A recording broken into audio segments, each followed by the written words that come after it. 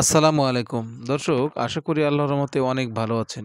নতুন ভিডিওতে স্বাগতম। আজকে যে ভিডিওটি নিয়ে এসেছি সেটি হচ্ছে আমাদের গাভী বাচ্চা দেওয়ার পরে উলান প্রদাহ, জ্বর, জ্বালা, ব্যথা ইত্যাদি যে প্রদাহ হয় সেখানে আমরা কি ইউজ করে থাকি সেটি নিয়ে আজকে আলাপ করব। দর্শক, পিপারভেট ইনজেকশন এটাই আমরা ইউজ করে থাকি।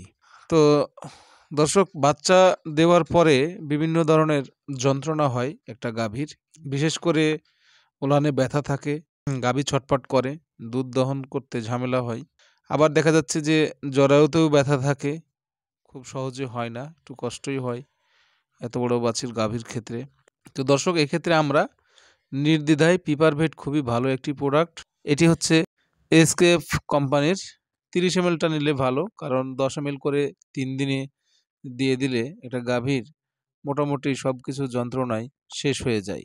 তো দর্শক, এখানে ভেটেরিনারি চিকিৎসক অনুযায়ী দিতে পারলে অনেক ভালো। আর আমরা যারা গরু পালি, গাভী পালন করি, তাদের যদি এটা জানা থাকে সে অনুযায়ী যদি আমরা দিয়ে দিই তো আলহামদুলিল্লাহ কোনো সমস্যা হবে না ইনশাল্লাহ।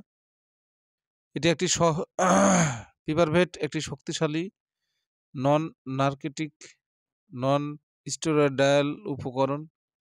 এখানে অনেক সময় দেখা যাচ্ছে যে গাভী খোঁড়াচ্ছে, সেক্ষেত্রে জ্বর ইত্যাদি মানে এত ভালো কাজ করে, এটা আসলে ভাষা প্রকাশ করা যায় না। যাই হোক, গরুর ক্ষেত্রে 45 কেজির জন্য ওজনের জন্য আপনার 2 মিলি, আর এটা শিরা বা মাংসে দু জায়গাতেই দেওয়া যায়। আপনি যেখানে পারদর্শী সেখানে দিতে পারবেন।